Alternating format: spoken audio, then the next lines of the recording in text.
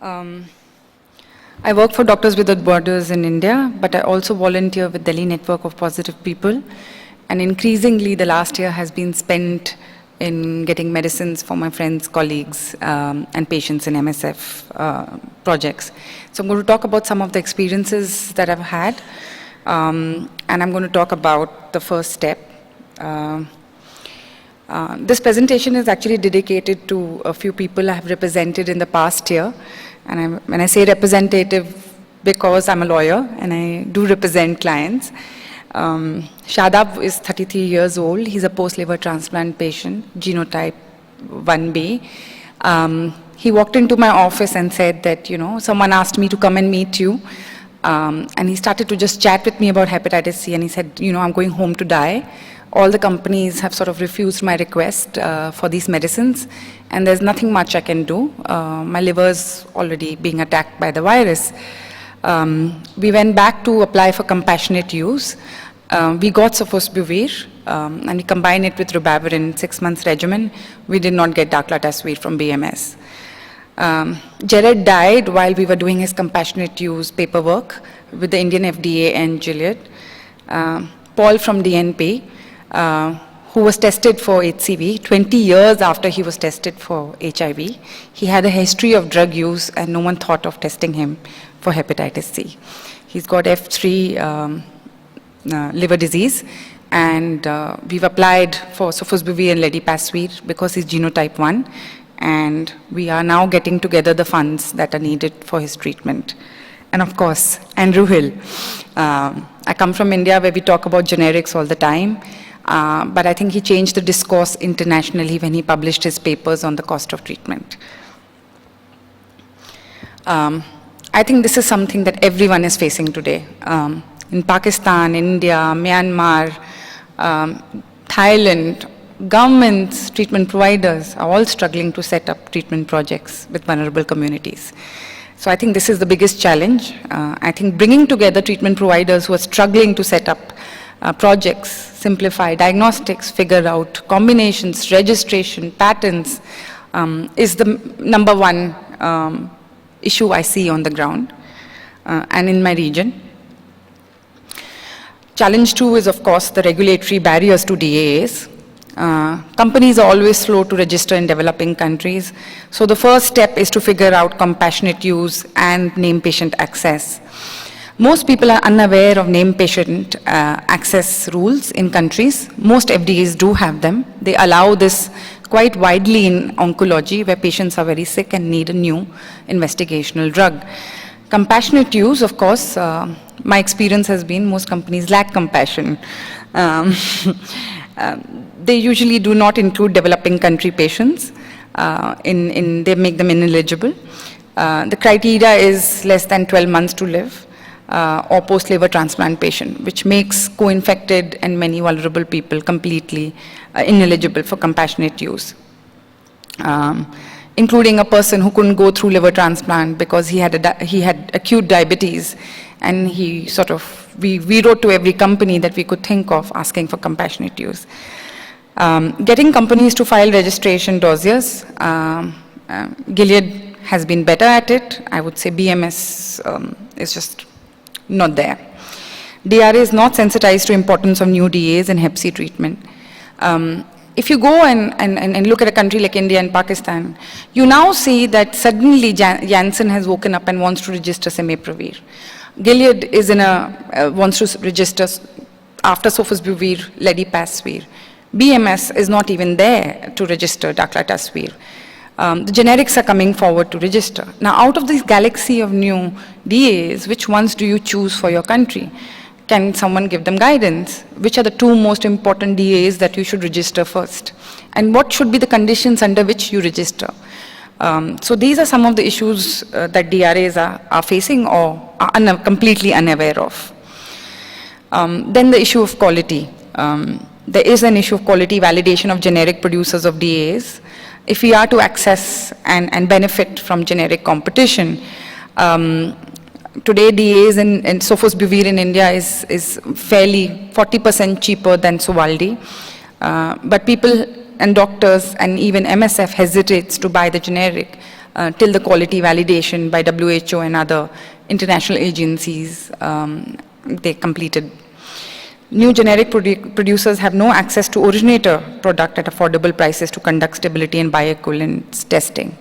So access to Suwaldi to do your bioequivalence and stability data is a very big issue for Pakistani, Bangladesh, and other producers. How do they get the bottles that they need? And if you do, you need to invest a high amount.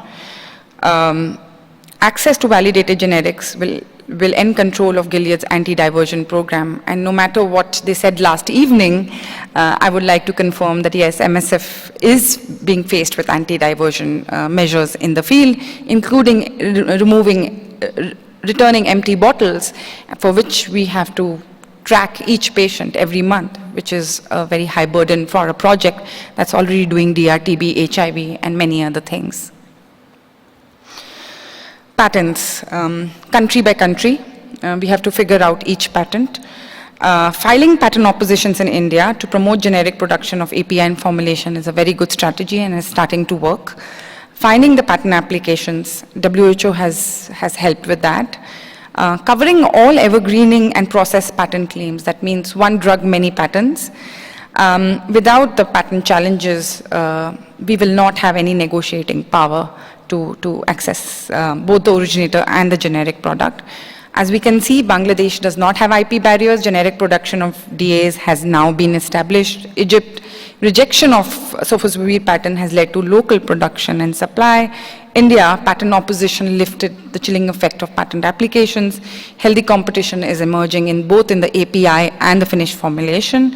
Brazil is extremely disappointing, despite patent opposition is thinking of buying at $10,000 per treatment.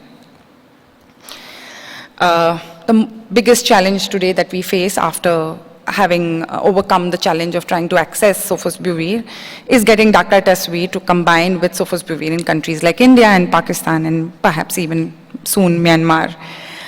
It is a pan-genotypic combination that will simplify treatment and consolidate procurement and volumes, but generics following Gilead lead and are developing soft ledipasvir, unfortunately, first. Clear need for a clear message to generics on soft daclataspvir and a campaign to challenge lack of access from BMS is completely needed. Voluntary license, it's an issue of, whether you are at the receiving end of the voluntary license, that you are receiving the generics from the voluntary license, like in India, or you are on the other side of the border, like Thailand, where you don't receive the generics. So you will obviously perceive the same voluntary license completely different depending on the country you live in and where you come from. It's difficult to accept that, we are leaving China out with 30 million patients. So why can't Chinese producers receive voluntary licenses as well to address perhaps one of the biggest domestic public health challenges they face? Provisions that block supply to countries with no granted patents but pending patent applications. Venezuela is a key example, does not grant patent applications but cannot access generics because they are not listed as a country in the voluntary license. What is the value add of the medicines patent pool? Can they improve some of these conditions? Can they add more countries? Or perhaps can they contribute more to DRTB?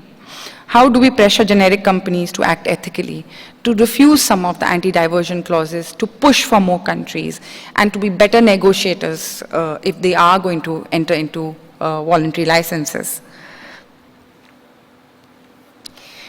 So I'm going to talk about a very controversial strategy that perhaps all of us followed in the beginning of HIV, getting generics to excluded patients across borders.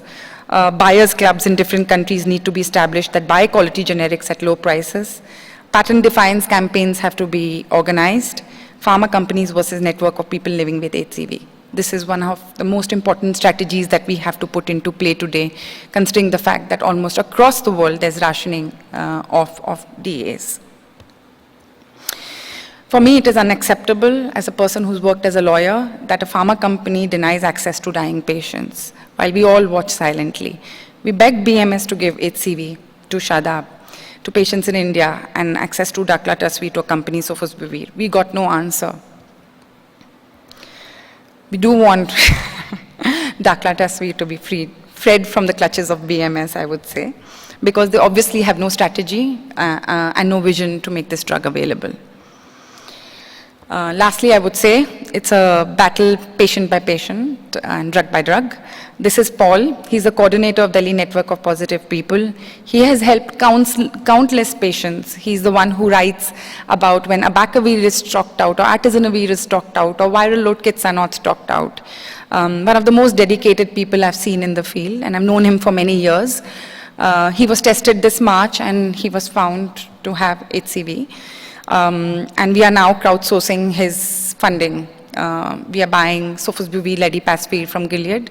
We've got permission to import it from the Drug Controller of India, and it's $35. We are taking 100 donations, so please don't hesitate to be generous and go to this website to contribute $35. Thank you.